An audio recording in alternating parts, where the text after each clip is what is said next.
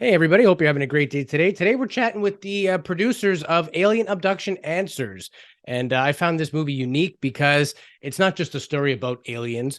It's a unique story about somebody who had an experience as a kid who basically had to lie about it for 40, 50 years and the trauma and baggage that comes out of that. And I think a lot of people in our audience that message us and tell us about their experiences, this is going to be something that they can, they can glean some education from, and worst case, maybe just feel better about what happened, that it's not you're not a bad person. These things just happen. And I know, Jay, you're big on the abduction phenomenon. What did you think of the movie? I absolutely loved it. There's so many people out there that have had these experiences worldwide, and more of these documentaries coming out, even the Ariel School phenomenon and John Yost's story, and how he got involved in all of this. It's adding to the picture of what's happening globally with this phenomenon. And absolutely, the abduction phenomenon is a huge role to play in all of this. Yeah. And ever since we chatted with Whitley Strieber, I'm now more in the realm of how does the abduction phenomenon play into the sort of afterlife and, quantum physics and all the rest. They all seem like different phenomena, like mysticism, or if you see cryptids or craft or lights or spirit entities, but somehow they're all connected. And there's a lot of loose ends. I know we talked to some very prolific people, very intelligent people, and we get the best information you can get in this field, and we still have a million questions. So I think today will be a good opportunity to tie some of that together. I got a list of questions. Jay, I know you got a list. Quite a few. Let's run the music. We'll be right back with John Yost and Debz Shakti right here on UAP Studies Podcast.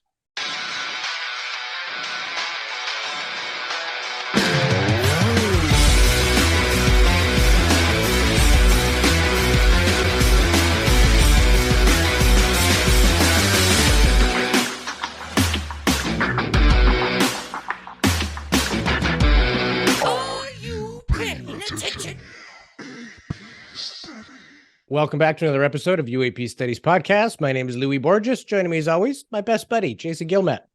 We got a busy weekend this weekend. We got a lot of interviews, Louis. Every weekend has turned out like this. We're doing 3 and 4 recordings, and this weekend is movie release weekend. And a great movie we're going to talk about today is Alien Abduction Answers. And we watched it a couple of days ago. Very well done. Not only the story, but just the way it's put together. We do highly recommend it. And we don't say that about every movie we talk about. And today's guest is John Yost and Deb Shakti. They are the feature characters of this movie. We're going to get to know a little bit about the movie and them. But first, let's get to know everybody. And welcome to the show, John and Debs. Thank you very much. Yeah. So we'll start with you, Debs. Tell us a little bit about yourself, sort of your multi-decade career in the work that you do, and what sort of led you into John's world to help him with his experience. Wow. All I can say is I think we all agreed to do this before we came in. It just seems pretty evident. I know that sounds woo-woo, but I literally came into this life with a lot of gifts, if you will. I didn't know I had gifts. I thought I think everybody does have them. I just don't know that they're connected to them or remember that they have them or know how to use them. But I've had contact with extraterrestrials and other types of beings, all kinds of consciousness since I can earliest memories, and thought that was normal. Found out by the time I went to school, it was not considered normal, and very strongly was encouraged to not speak about it. So I kind of kept it to myself for a few years, but until I grew up a little bit more. But I also came in with all the clairs, if you will, clairvoyance, clairaudience, all of those things. Very psychic, very telepathic, very empathic, and able to perceive and at times manipulate or assist energetic stuff that happens with the human or with other beings too.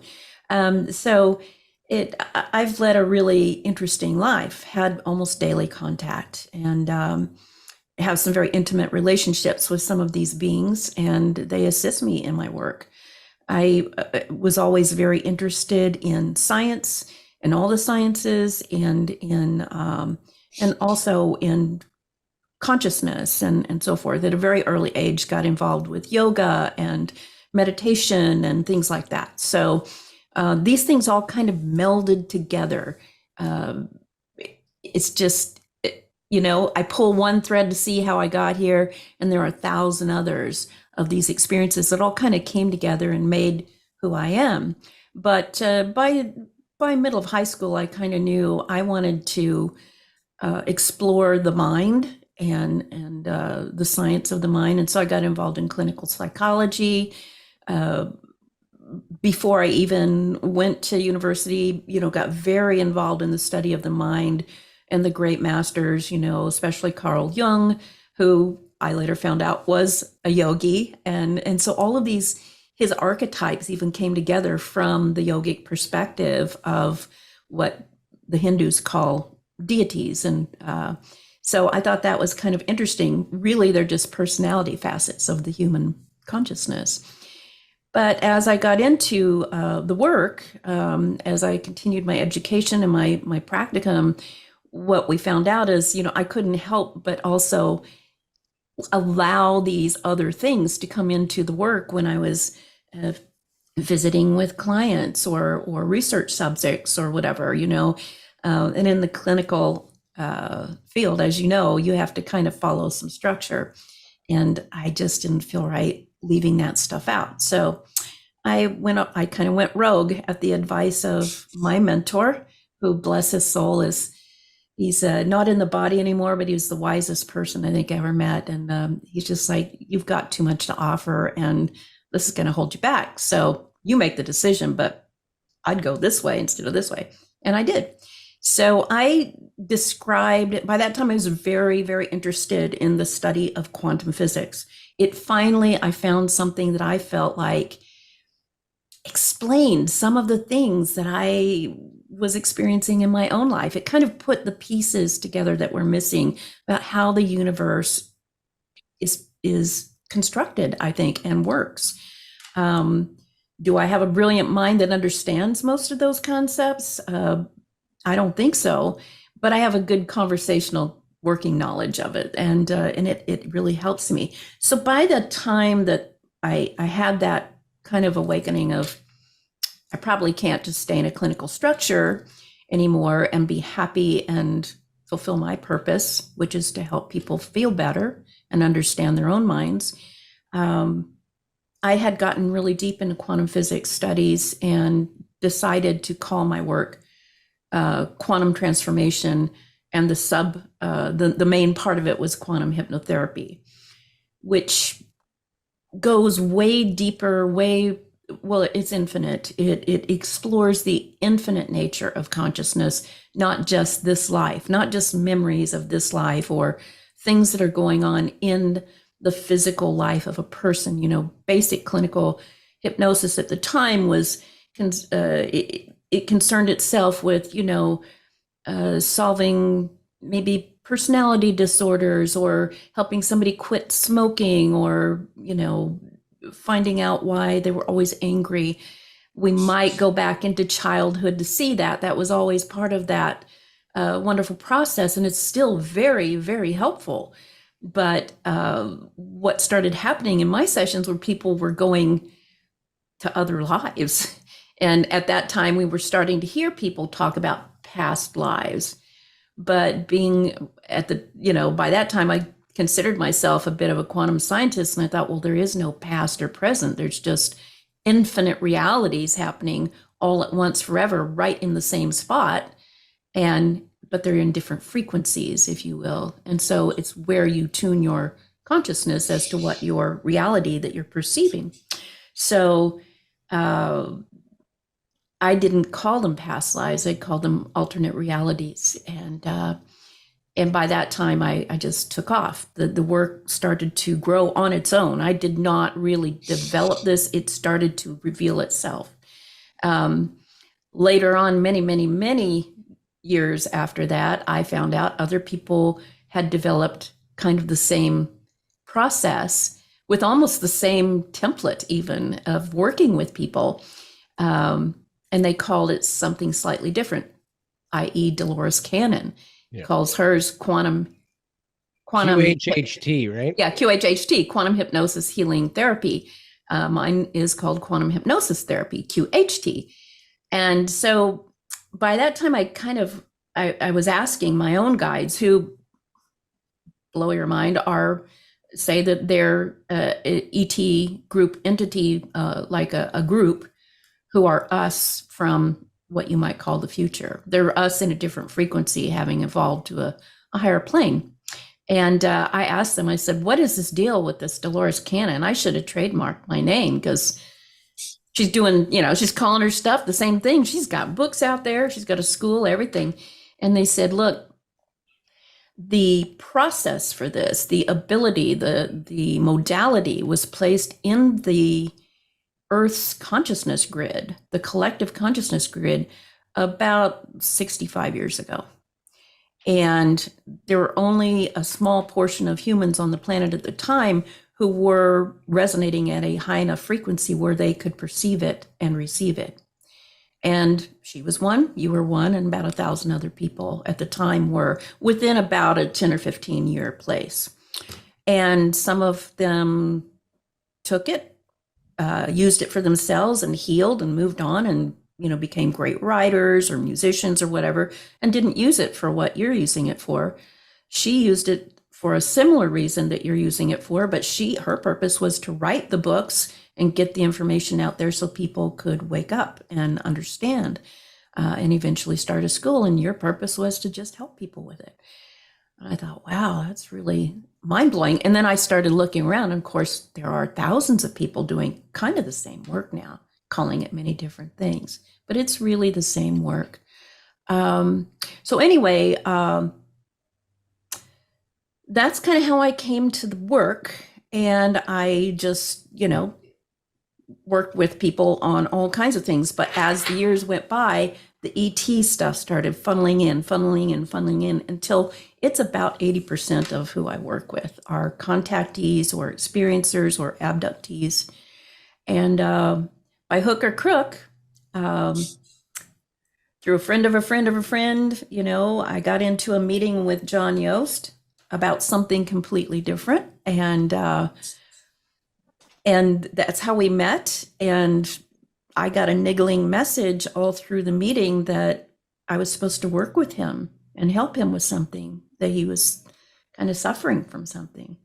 And I just, I rarely resist the voices in my head, but I did this time. I'm just like, oh, he's going to think I'm a crazy person. He doesn't know who I am.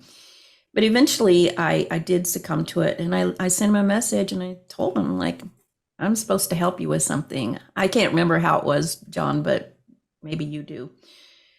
But he got hold of me right away, and he said, yeah. And so that's how we started working together. And that work eventually led to the film that you just saw that you like so much.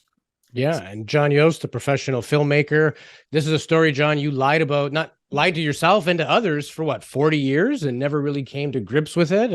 And the film is very well done in terms of you finding sort of the courage to go there, and then the help that Deb's obviously provided. So tell us a bit about yourself, and why did you decide to make this film at this point in your life? Wow. How do you follow that from, wow. I mean, I've heard of people eating their dessert before their meal, but you're going to be really disappointed in my story. Good thing you recorded it all, right? So it's a perfect version. I was just going to say, listen, I if she has gifts, I am giftless. I am like a very boring guy. I lived a boring life. I went to school. I went to university. I ended up working with the U.S. Treasury Department and U.S. Customs. And I was a U.S. Customs broker, lived overseas, Germany, France a little bit, came back to the States, lived around the States, and did, very left brain money and transport and logistics business. And then after about 10 years, it kind of lost its juice. It became a job. Yeah. And I just didn't feel like I was living to my potential. And I'd always had this kind of, childhood dream to get into film and television. And so I decided right in the middle of my life to do that. And I can't tell you how many people had derogatory comments about that. Yes, they called me names that I would not put on the air. Anyway, But that was 30 plus years ago. And since then, I'm in all the major, arts guilds. I work around the world. I do television and commercials and films and long format. And this is my business. This is what I do for a living. As far as how this film came about, it's kind of a mishmash of things. Something happened to me when I was 7 years old. And I was told to lie about it. And I did throughout my entire life and bottled it in. And it was like, friends of mine would call me Iron Man, not because I was strong, just because nobody could get close to me, if you understand. And so the way this whole thing started was really, I was out on a shoot, a regular shoot on a place called Borrego Springs, California. It's very flat, very arid there, very desert-like. And we were out doing this night shoot. Came back in, it's like 2 o'clock in the morning, 3 o'clock in the morning. And everybody else, we were like 15 or 17 people. They were out by the pool behind this house that we had rented. It was this big ranch house because we wanted to, herd the cats, if you understand me, make sure nobody got lost. And I come out, we're going to do a toast. And I raise my glass. I see this glint of light in my glass. And, your mind tries to justify things, tries to figure out things, wants to put things in a box. And I say, that's the moon. Then I went, wait a minute. I checked myself. I said, wait a second. That's not the moon. I'm the producer on this. There's no moon. We wanted to control the light tonight. As I'm dropping the glass, this is all happening in split seconds. As I drop the glass, I see this blue, greenish, self-luminous, egg-shaped type thing above the house. I'm facing the house. The pool's behind me. And I am gobsmacked. What the hell is that? And my mind once again, tries to put it in a box. And I'm thinking to myself, wait a second. Oh, you know what that is? That's a Mylar balloon. That's one of those get well balloons or happy birthday balloon. And then I thought, wait a second, that's as big as a Volkswagen. How the hell? What is this? And one of my camera guys, his name's Scotty, he was sitting right beside me. I grab him and kind of turn him towards this thing. And he says, what the? Just then, all these other people that are around the pool, they all turn and they look. And you hear these people say, oh my God, what is that? Is that a UFO? What am I seeing? Blah, blah, blah, blah.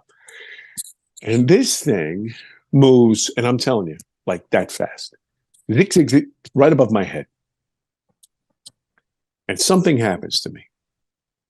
I feel a feeling that I hadn't felt in over 45 years. And the way I've described it in the past is this. If you've ever been on a beach and the water rolls up over your ankles and it starts to slide out, it starts to draw the sand out from underneath your feet. You feel like you're falling backwards. Well, that feeling triggered in me a descent. I lost my mind in a split second.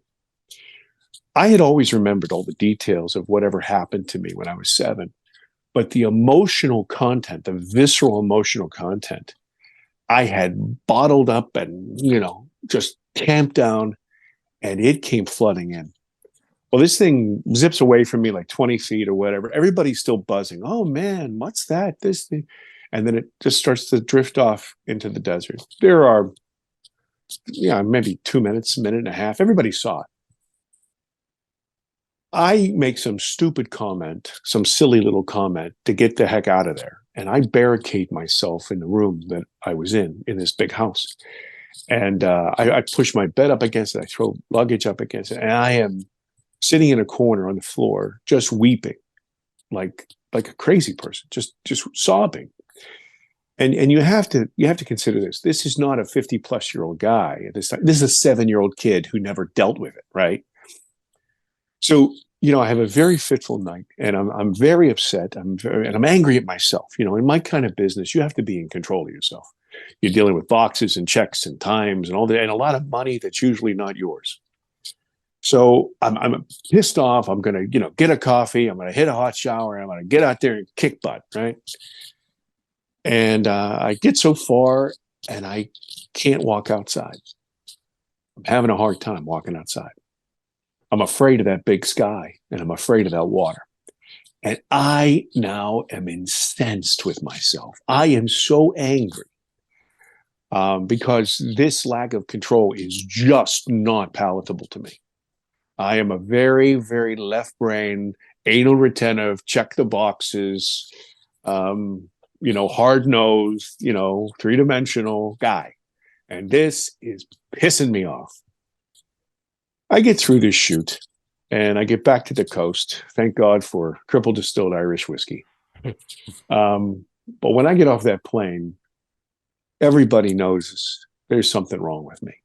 Family and friends, there's something wrong with me. And it got so bad that, I went into this spiral of depression and overeating and abuse of alcohol, just anything to divert my mind from this emotional roller coaster that I could not control. Well, I realized that I wasn't the smartest, the sharpest crayon in the box. I'm certain that there were other people that had experiences, right? That was my idea. I wasn't special. And I'm going to admit something to you. I'm not proud of this. I searched for people who had experiences, not because I gave a damn initially. I didn't give a damn about their experiences. I wanted to know, how the hell could you go shopping for eggs and live with this? How could you pay bills? How could you watch your kids play soccer? How could you live a normal life with this insanity in the background? And that quickly changed, by the way. After I started to talk to some people, I realized that there were hundreds of thousands, if not millions, of individuals that had had some kind of brush with other. If you take 100 people, Ray Hernandez is famous for saying this. He says, take 100 people that and ask them, hey, has something ever happened in your life that you just can't explain?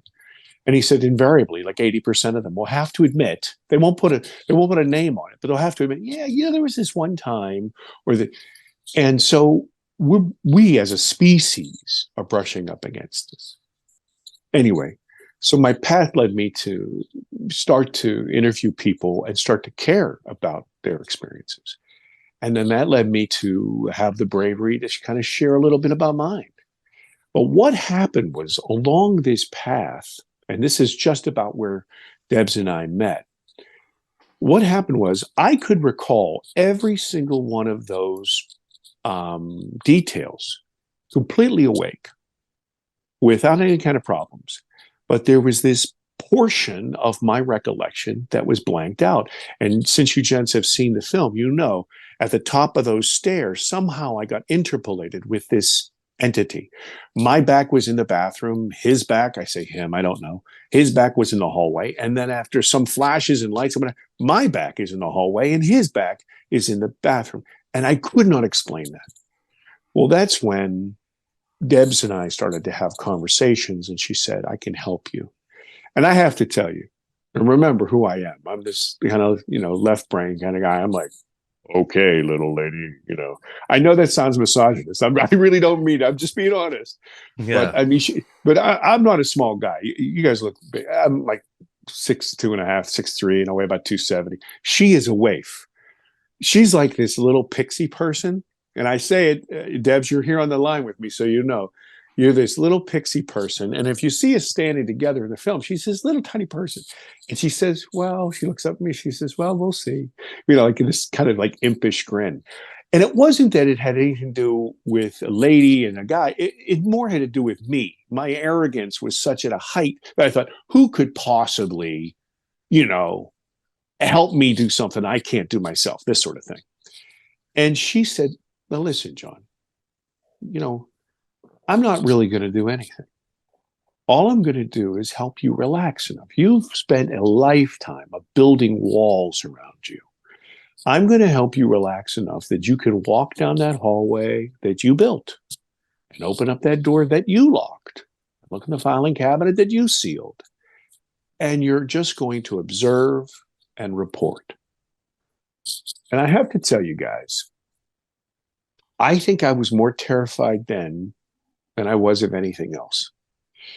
And it was bifurcated terror. And this is what I mean. I was afraid of what I might say, and I was afraid of what I wasn't going to say. that somehow I couldn't get to the truth, that somehow after all this effort, I was not going to be able to finally find the truth. And my fear had finally been dwarfed by my need to know. In fact, in the promo, you see, I need to know, I need to know. And to even go one more level of being honest with you, I was praying secretly that I was going to discover that somehow this was child abuse, that somehow my father had abused me, or my mother put out cigarettes on me, or something like this. You know what I mean?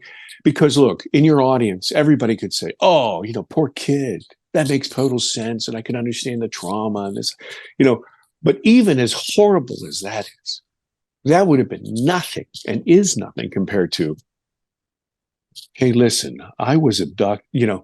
That is insanity, for the general populace.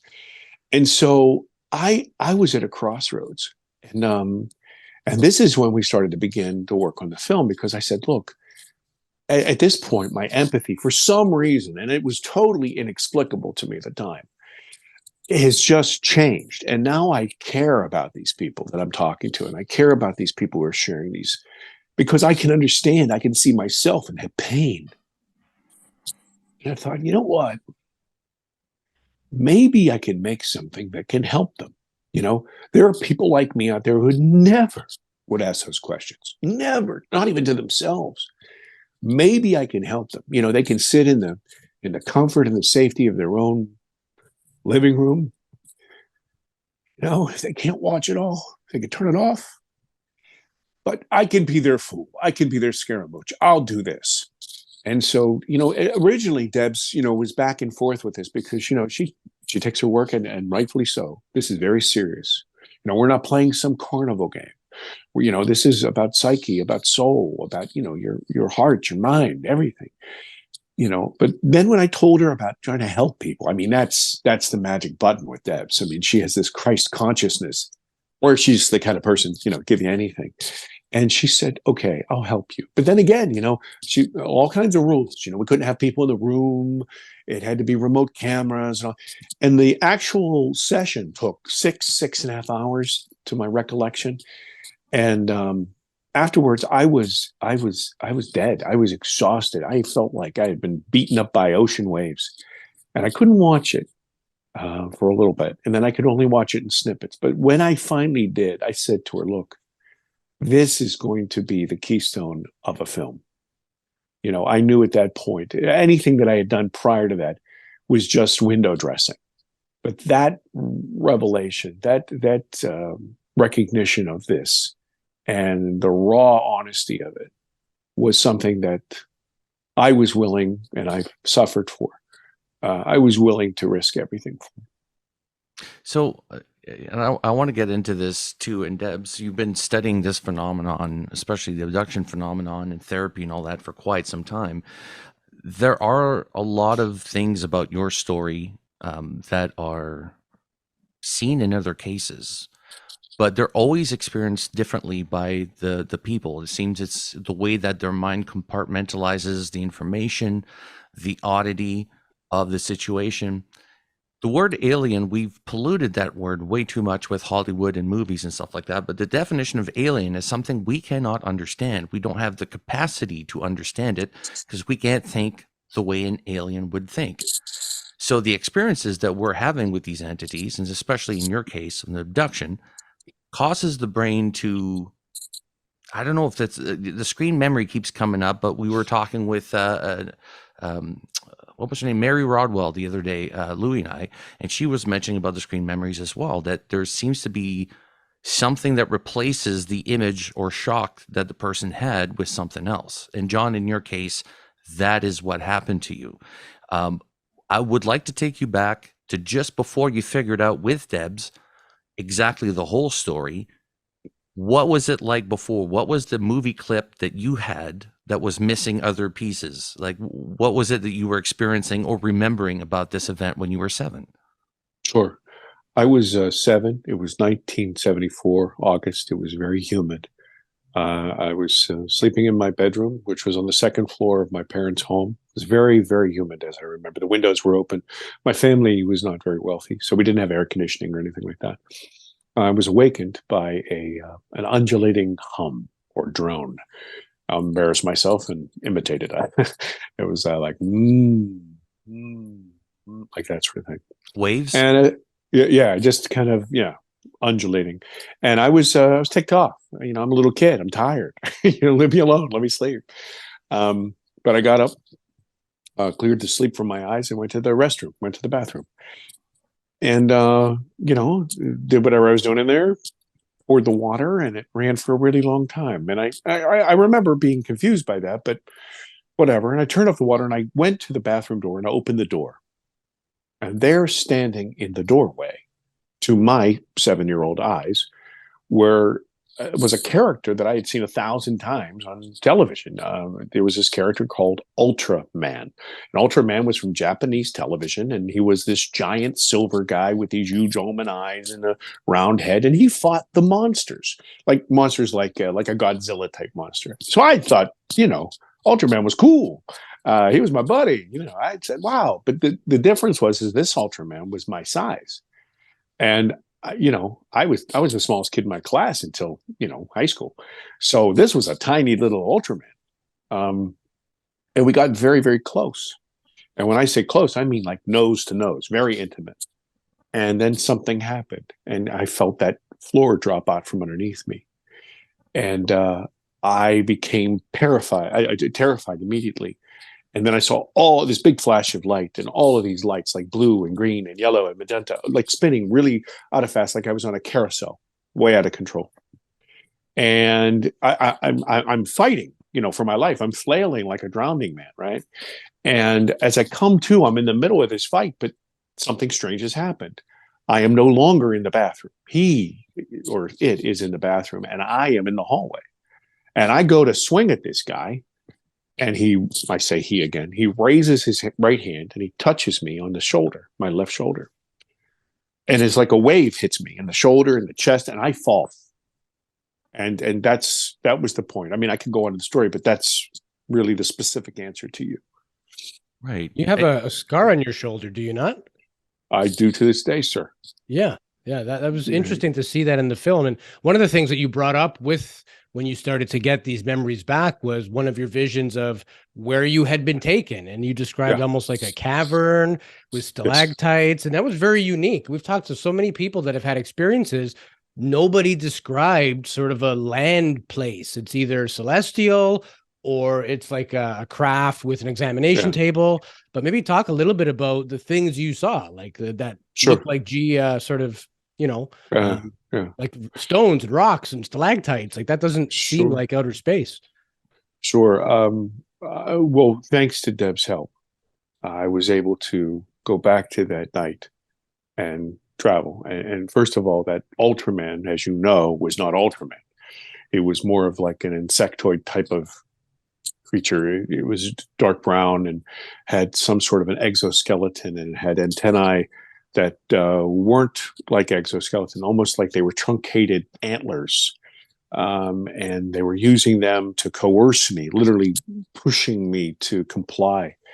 And that was why I was fighting. And I also realized at this point in the abduction is that this was not the first time this had happened. This is why I was fighting. Anyway, that flash, I don't know how, by what mechanism, but I was transported into a subterranean place. And this place was absolutely colossal. The way I explain it is, if I took you out into the middle of a stadium at midnight and there was nobody there and I turned off all the lights, that's kind of the expanse that you would feel. And I could smell and feel the moisture in the air, and I could see stalagmites and stalactites, so I could tell that I was underground. And at the very apex of what seemed like a huge dome above me, there was this irregular hole. It wasn't perfectly circular. It looked like maybe there was moss or something hanging down from it. And there was a light up there, but it wasn't a direct light. It wasn't like a spotlight. It was kind of off. This is a poor example, but let's just suppose the moon was out wherever I was, and it was over to the right, and it was kind of, the light was spilling into the hole. And in this cavern, there were other entities, and we did a pretty decent job, and our special effects guys did a pretty decent job recreating them. They were much more like the gray kind of classic alien, if you will, but they had elongated faces, square jaws. And in fact, as a little boy, I can still remember referring to them as horse heads or horse faces, not because they looked like horses, but because they had this elongated kind of chin. And so this ant guy or whatever, I refer to him, you hear in the movie, like a little boy, I refer to him as their bully. And he was the one who had brought me there. And but the rest of them were kind of the ones that were in control. They were, and I was kind of suspended, almost kind of lounging, not flat, but kind of lounging in like an easy back chair, some type of thing. And there were 3 of these really, really large screens in front of me, really gigantic. And all of these pictures, nonsensical pictures, blurry pictures, whatever, but they were moving at an extreme speed from right to left. And I remember also, this is a silly little detail, but I remember being ticked off because, I've always been like me. I'm always boxes and, and left brain. And I was learning, kids say they don't know about this, but I was learning how to write cursive language, right? So, of course, we speak English, and so I write left to right. So they were doing this right to left, and I was mad because they were doing it wrong. This is my thinking as a little boy.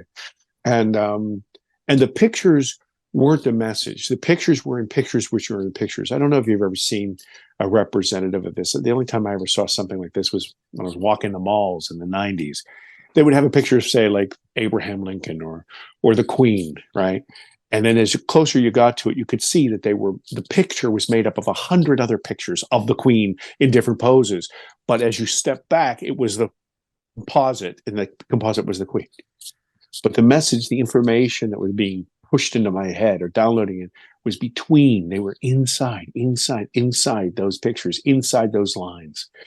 And so, yeah, I'm an Irish guy, so I could talk forever. I'll just leave it there and ask another question. Did you ever get a sense of what that message was? Like, did you make sense of it as you grew older? Yeah, there's like I said, this session, I didn't make sense of it. To answer your first question, I did not make sense of it, and I only through Deb's help and reliving that whole thing was I able to start to wrap my arms around it and start to digest the information. And towards the end of the film, as I said, the session was 6.5 hours, and probably in the film, there's only about 15 minutes of it. There's a lot to it, but part of that was that within my lifetime, there are going to be a series of events where these discussions that we're having are going to be moot. It'll no longer be, oh, well, is it the Russians? Is it the Japanese? Is it this? No, we're going to know that we are not alone, that this is, and nobody's going to be able, beyond all peradventure, no one is going to argue that sentient point. No, we're going to have plenty of arguments about the source and their intentions and all that stuff, because that's who humans are. We love to fight, right? I mean, go to Twitter and say, happy Saturday.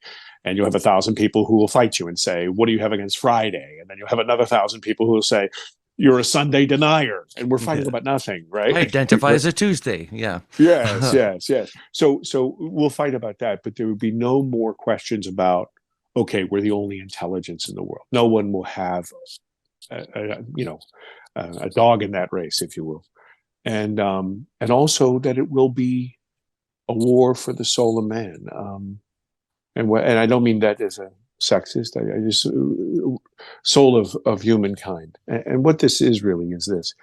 I've said 1,000 times, if I've said it once, that my film is not about the bright, shiny lights in the sky. Yeah, it's part of the sentence, but it's more about you, me, us. It's about consciousness, our soul. It's who we are as a species. Because watch this.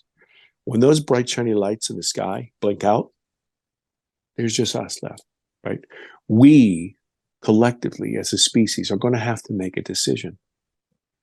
We're going to have to decide to engage. We're going to have to decide to fight. We're going to have to decide to negate. We're going to have to decide to ignore. It's not going to work with 2 or 3 of us. It's not going to work with, the community. It is a decision, all of us, or our governments. This is why disclosure being held in the hands of governments or people thinking that's going to be the case is just it's so unwise. It's so unwise. I'm sorry. I just got a call there. I apologize. And so it's just so unwise because this is a calling card for humans. This is time for our adolescents to kind of be weaned away from us and us to become an adult about this. And as you guys know, I mean, look, we're all middle-aged. I'm older than you, but so as the old guy in the room, I'll just say this: adolescence sucks. You go through the ugly stage, you make all the wrong mistakes, and you say things, and you think that you're full of it, and you think that you know everything, and look how wise you become as you get older. So this is where we are as a species. Debz, I wanted to ask you about your technique, the quantum hypnotherapy. And a lot of people we've spoken to have had hypnotic regressions.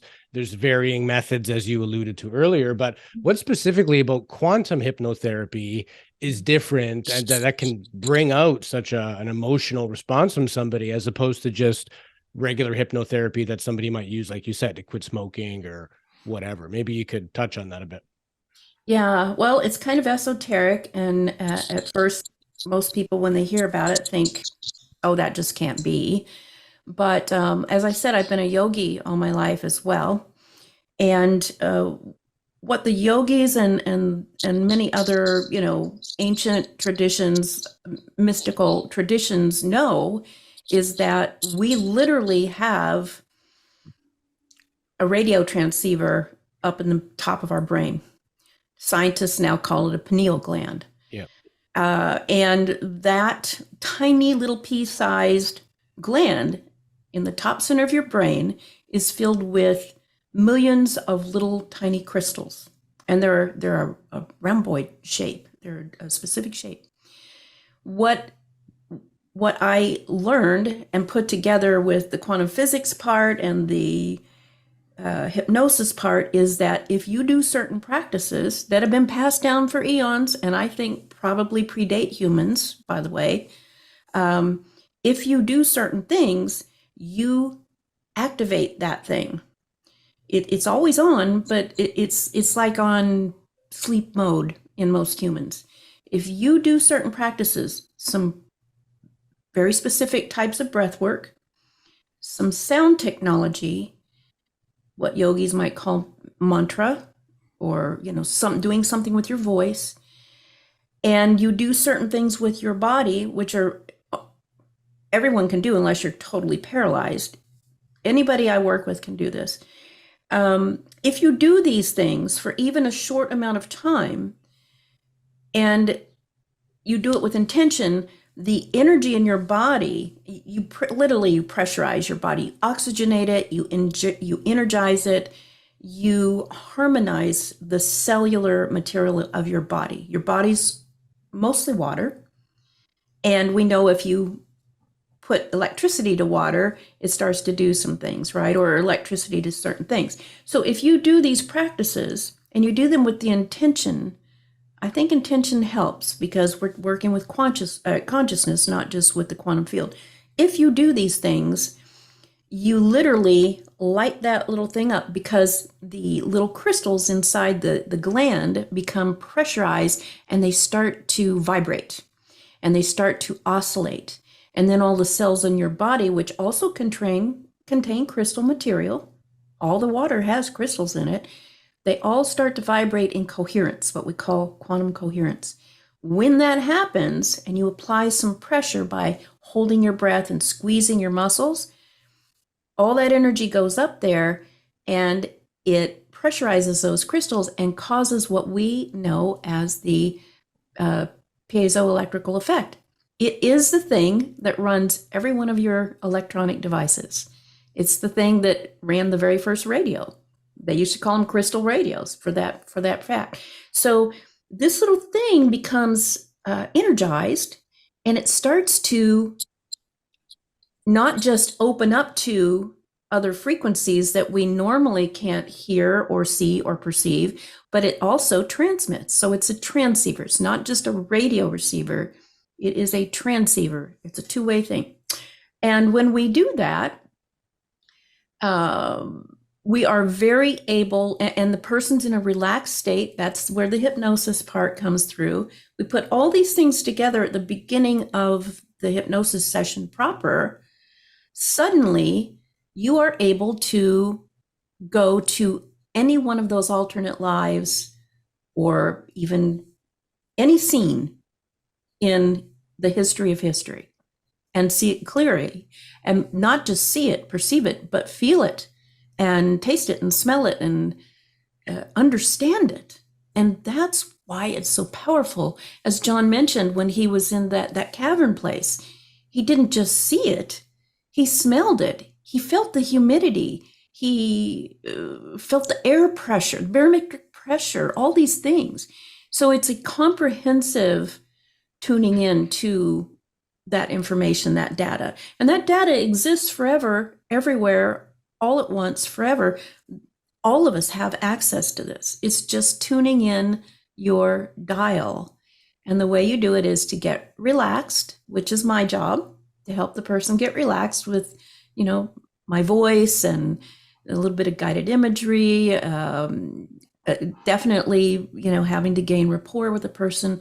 But this practice is what makes it, this breath work, this sound technology, using of the voice, squeezing of the muscles, just for a few minutes together, literally turns that on and allows us to go anywhere we want to go. And, so people might go to the future, it might go to the past, if you want to call it that. They might find out that they exist somewhere as a beam of light, or as a mantis being, or as a frog, or, who knows? Every time I think I've heard and seen it all in these sessions, something new happens, and it's the most fascinating thing. But that's what sets it apart from the other types of hypnosis. The other piece is often, almost every time, the person's kind of highest level that they can get to, we call the higher self or source self, or, everybody has a different name for it. It comes through and it ties everything together, and we can ask it questions.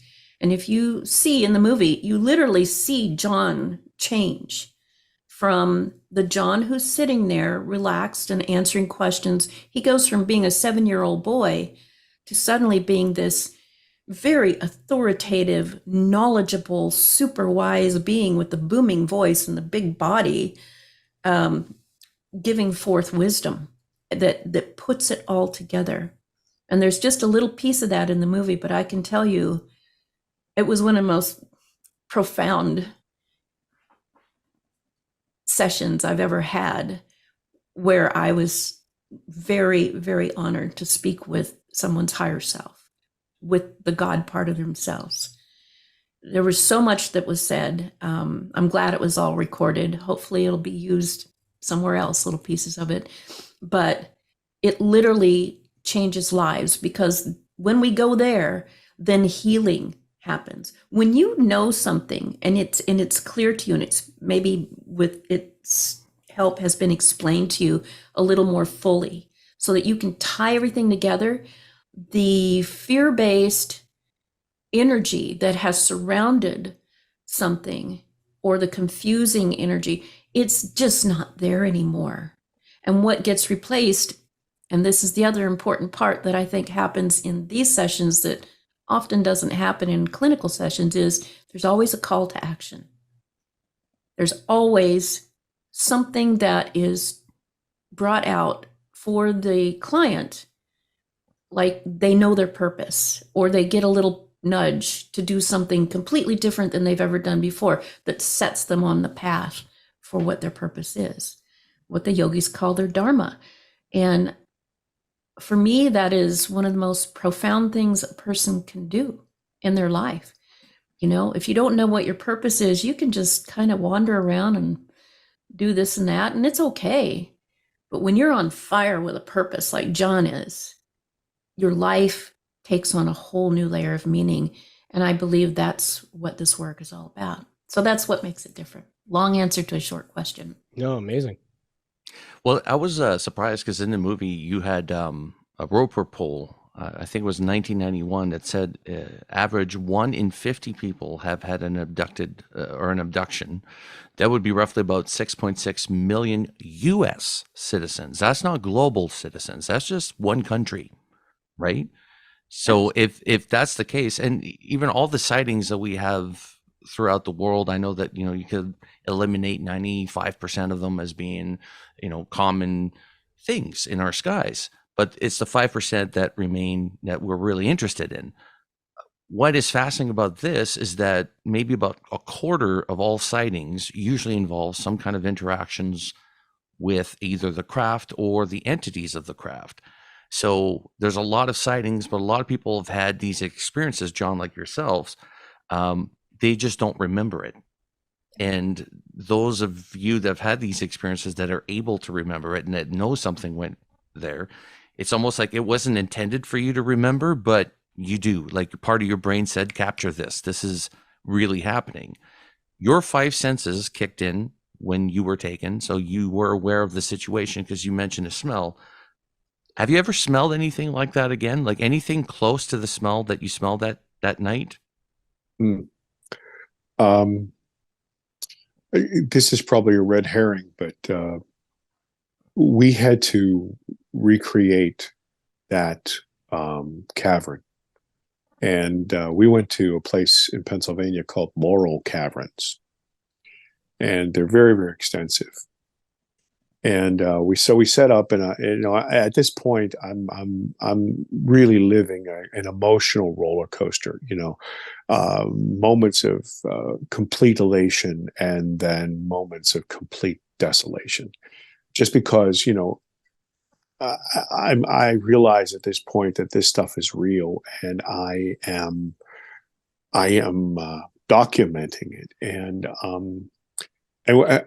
I make this little joke. I say, look, this body is not the result of one double whopper.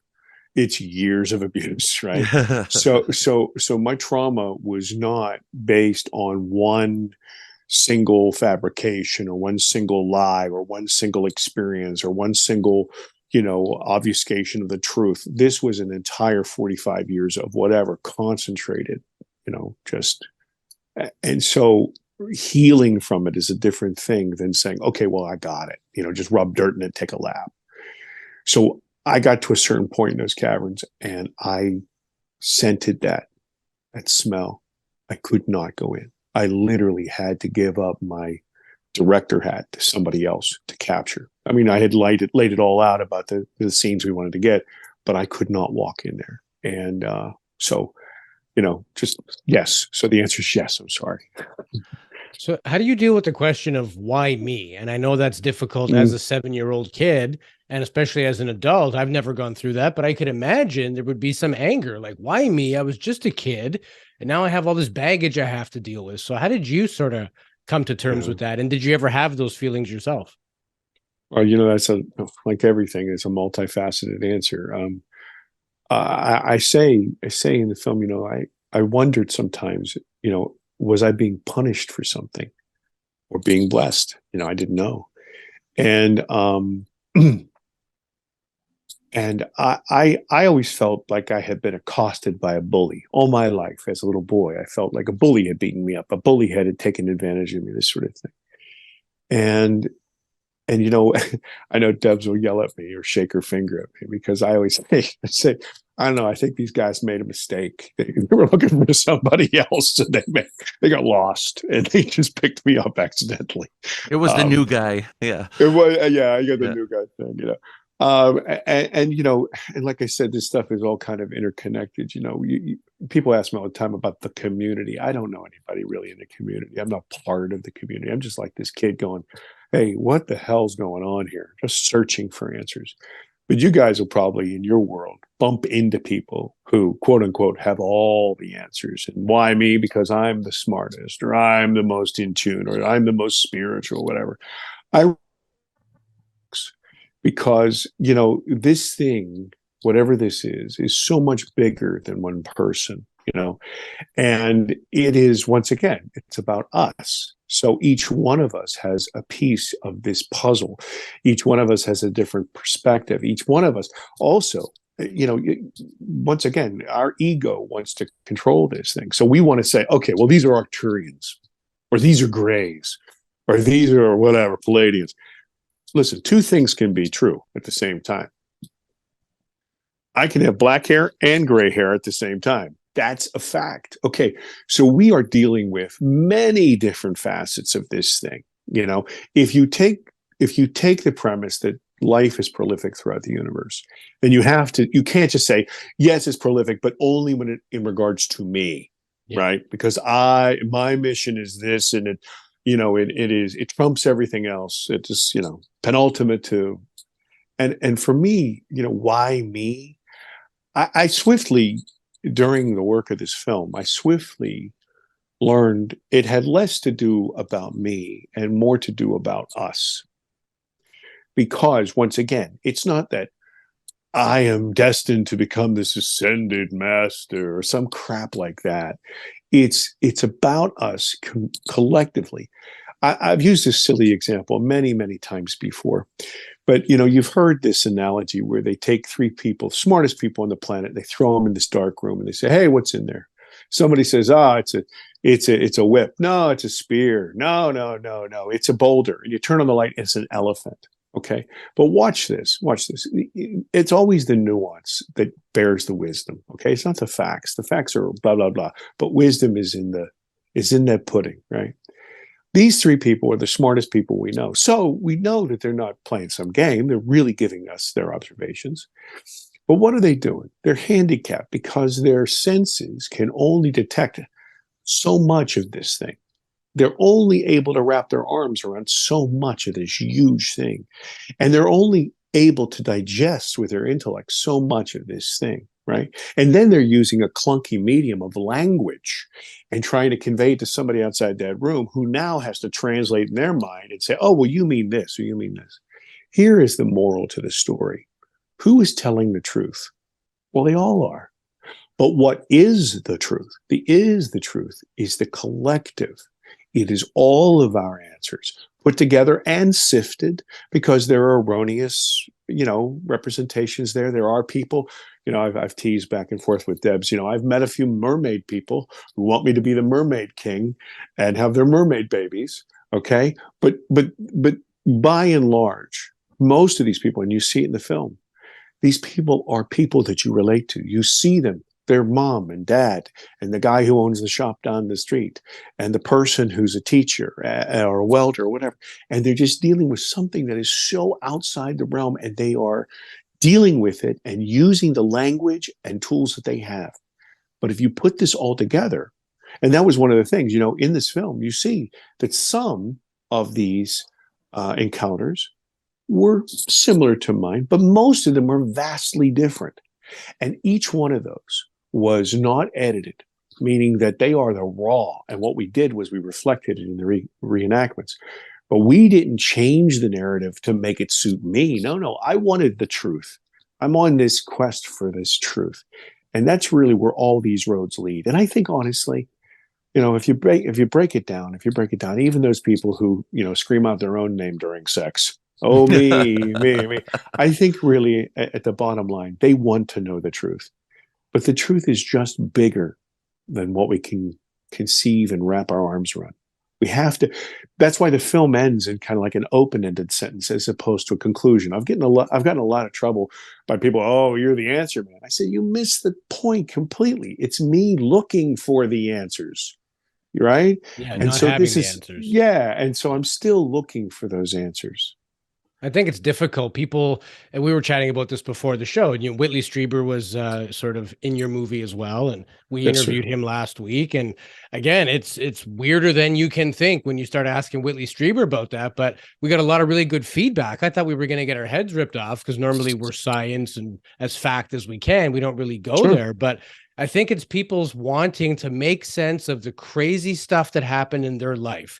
And Sure. who better than to give you something to kind of mentally chew on than somebody else who has an equally crazy story. And it's like, well, I don't know if I believe that, but nobody believes what I went through either. So it's kind of like we're all safe. Nobody knows.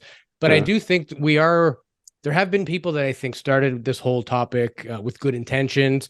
They're now kind of claiming that they have the only legitimate videos, or it's only on their show that disclosure is going to come. And we joke around and call them messiahs of disclosure, but it's really not going to happen that way, right? We all need to kind of bring ourselves down. And we're talking about a phenomenon that is above us, both physically, mentally, spiritually. So we really are the ant in the picture. So how do we get an ego about that when we're discussing how small we really are, you know? But what are your thoughts on, and what maybe mention why Whitley, and what was it about him that you wanted to capture in your movie? Sure. Well, Lewis, I'll just say this. I often think of, this term original sin. And I think what original sin really is our ego. We keep tripping over it because we want to put things in a box. We want to name it, and when, if we can do those things, then we're not afraid of it. We control it. Right. And that's exactly the way I was. As far as Whitley goes, I experienced the film myself two ways. I experience it as the person it's about in many respects, and as an experiencer. So I feel the visceral feel of the tug and the pull of the emotions. But I also view the film as a filmmaker. I'm not somebody who said, "Hey, I had a story. Let's make a film." No, I'm a filmmaker and a TV show maker who said, "Listen, this story has to be told." And so when I saw it, it was unbalanced. It was too emotional. I thought, you know what? There's a rhythm here that needs kind of a counterpoint. And to your point, where you say this man can, he can really take all of this raw data and kind of encapsulate it and kind of synthesize it into a way for us to have perspective. And I needed him. And to tell you the truth, as I stated before, I had no context in this world.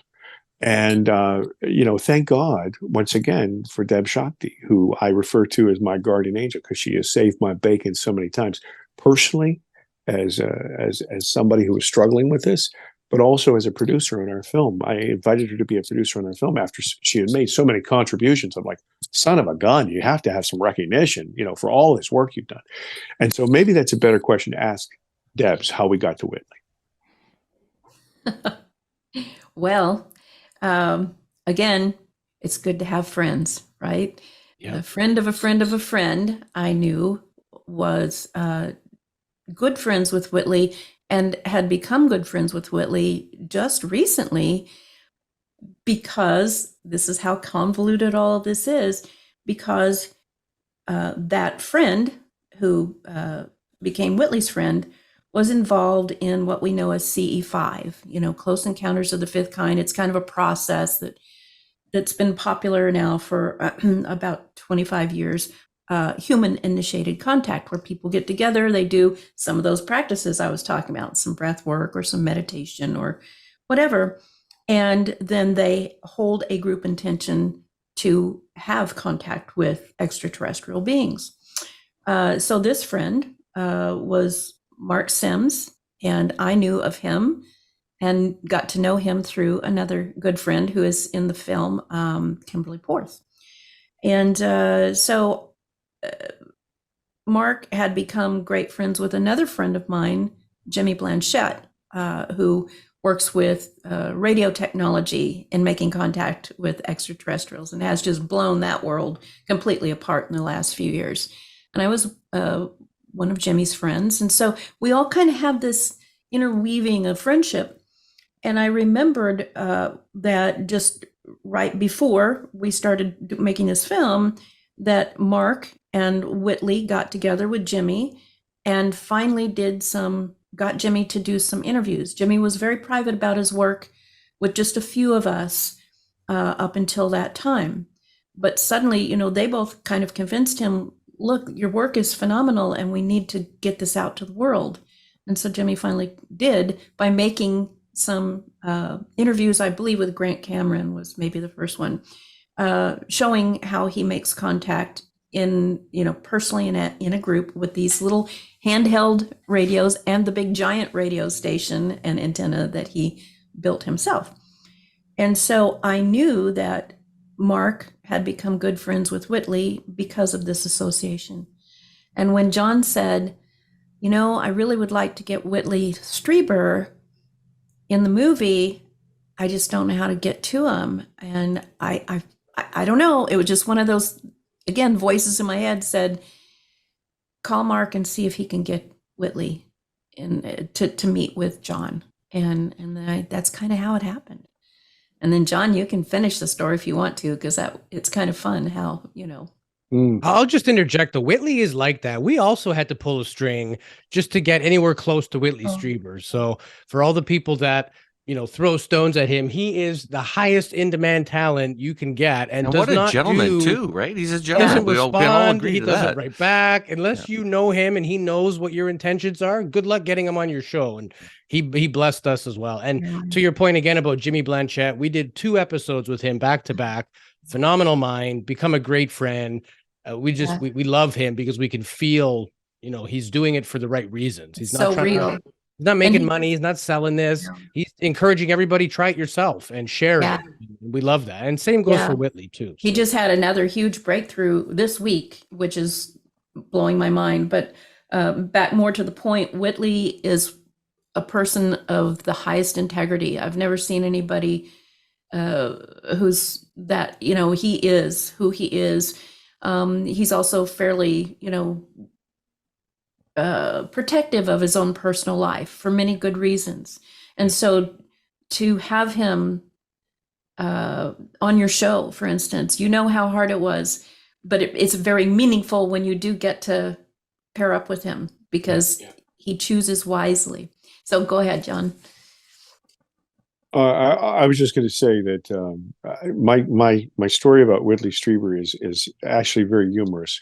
He was very tough on me when I finally got a hold of him, and he ended up interviewing me. And I thought, wow, I've dealt with some of the biggest stars in popular film and TV around the world. I wasn't really sure why I was getting this kind of feedback from him, but then after some time. I realized that he wanted to make sure that I was not one of the mermaid people. I keep saying that poor mermaid people. God bless them.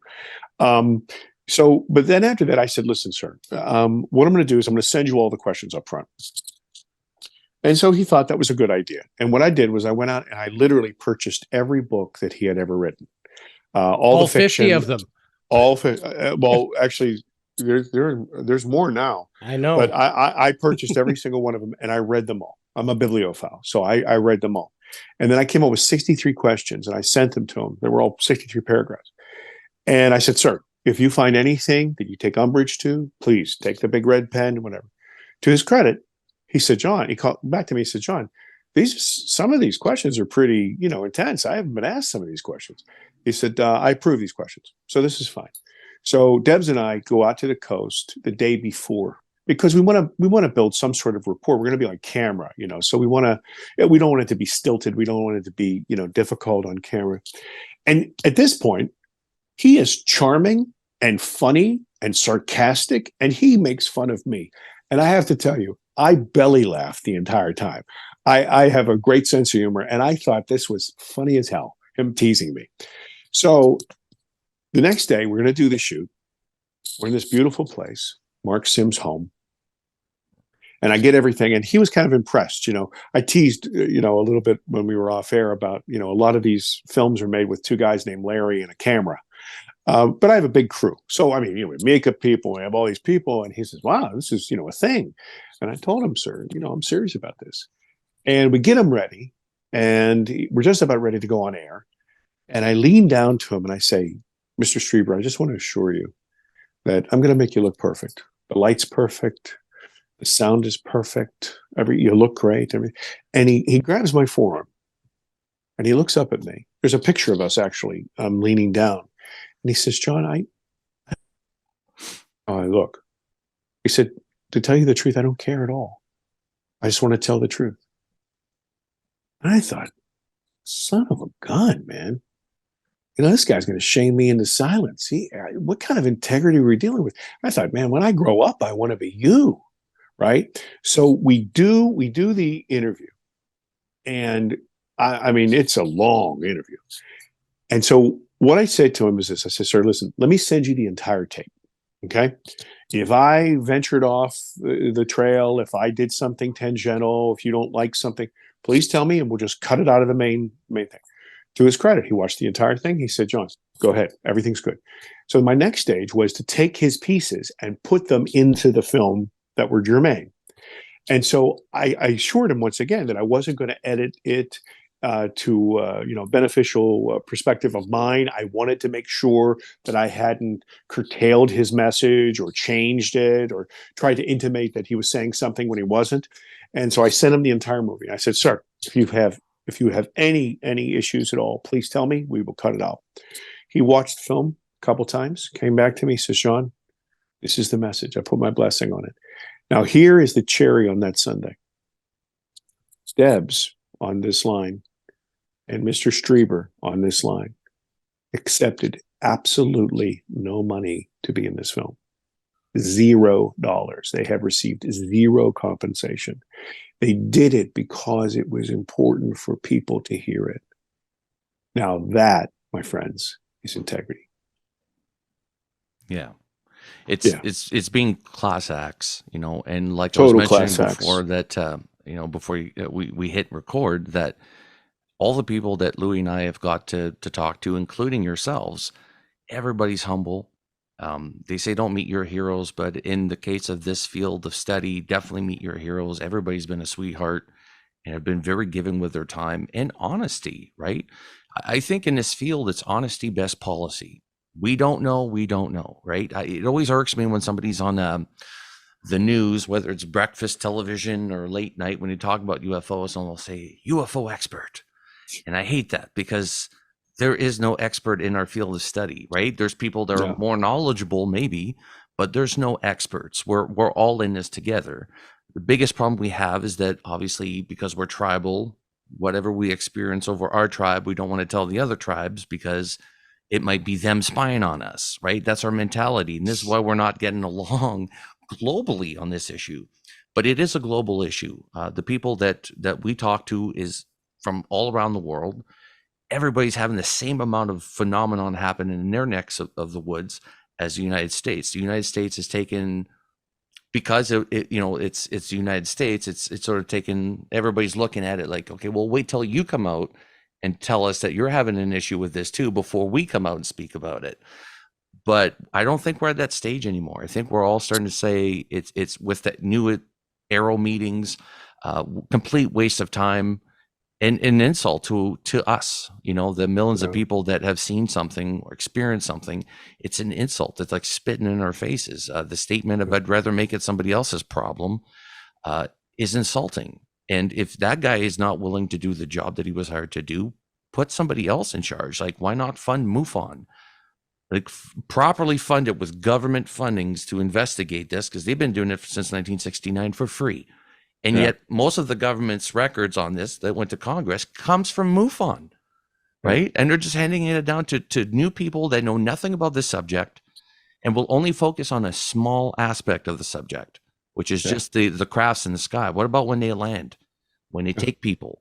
We're interviewing a gentleman, I think this afternoon, who talks about, when they're coming from outer space, the fast walkers that NASA captures. Like, this encompasses such a wide variety of subjects. So yeah, it's an insult when we hear that the government's looking into it again, and they just put out garbage, insult, to injury. Pretty much. If I may, though, I'm always, as I said earlier, I'm always looking at the nuance, because that's where the wisdom is. And let me share this with you. It's not the answer that they claimed it would be, or some people expected it to be, but watch what it has done. It has changed that paradigm. Don't follow me. There are three basic types of people in this world. They're what I call the shoe watchers. These are the cats that look at their calculators or their phones to study their stocks and bonds, right? They don't do anything else. And what they think is everybody else who looks at about this stuff or anything other, we're all crazy and wear tinfoil hats, right? Then you have the people in the middle who are kind of like pseudo-intellectuals. They have a leg on both sides of the line. And they say, well, mathematically, maybe there's something out there, but what does it really have to do with us? They can't get here from there. And then you have people like us at the end of the cul-de-sac having a small block party. Okay, now watch what happens. Even though these are big disappointments in the news and insulting, I agree with you 1,000%. But watch what happens. That first group of people, those shoe watchers, they're clicking away at their portfolios and they say, what was in the Wall Street Journal? What was in this one? What the hell are they looking at? And they, for the very first time, look up in the sky. Now, if you don't look, you'll never see, right? So this is a huge change. Now watch, let's push down even further. They look up in the sky with some sort of expectation because watch, you and I are not authorities they trust, but they trust the DOD, they trust these people, and they say something is going on up there. So they look up with some sort of an expectation that they, in fact, could qualify to see these things. And also a duty because, it could be the Russians or it could be the Chinese. Okay, this is a complete 180 change from where they were. They were watching their shoes. And I bet you dimes of dollars in 20 years from now, they'll be the ones at parties who say, I have always seen these things and I just didn't want to scare the rest of you. They'll be those people. Now watch, the second group of people, the pseudo-intellectuals who say, what about? They say, what? They're spending my tax money on what? And they look up and they go through the same sort of paradigm shift. And then at the end of this, if you think of it as a domino, hitting another domino, they all lead back to this little cul-de-sac that we've been sitting and roasting our weenies on. And now they say, what does this all mean? And so this is where I think this disclosure is. It will not come from the government because, look, they only do two things. They control and they tax. They control information, they control where you live, they control where you work, they control what kind of vaccines you get, whatever. And they tax so they can control. This is what they're going to do. So we can't expect it coming from them. To your point, it will come from people around the globe sharing this information, which is really at the end of my formula. It takes all of us. And that's precisely why we do this show. We want to bring different angles, different phenomenon. We'll have a math whiz one week like Jimmy Blanchett, and we'll have Whitley Strieber, all experiential, can't prove any of it, but equally as valid and equally as important to hear these people's stories.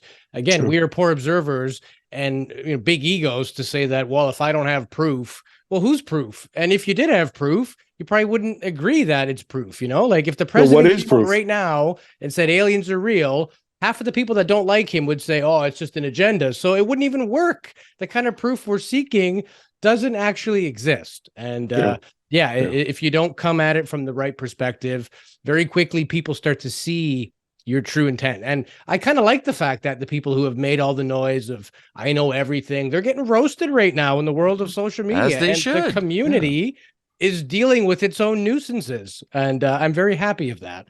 But before we wrap, I want to get to know, where can people find this movie? Tell us a bit about yourself if they want to follow both you, Debz, and John. Where can people learn more about your work? Ladies first. Oh, okay. Well, people can just type in my name, Debz Shakti, anywhere. You'll pull up my website. All my socials are under the same name, DebzShakti. I'm on pretty much all the platforms, and I'm as active as can possibly be with all the work that I have, thanks in part to the film. That's opened up a whole new vista for people.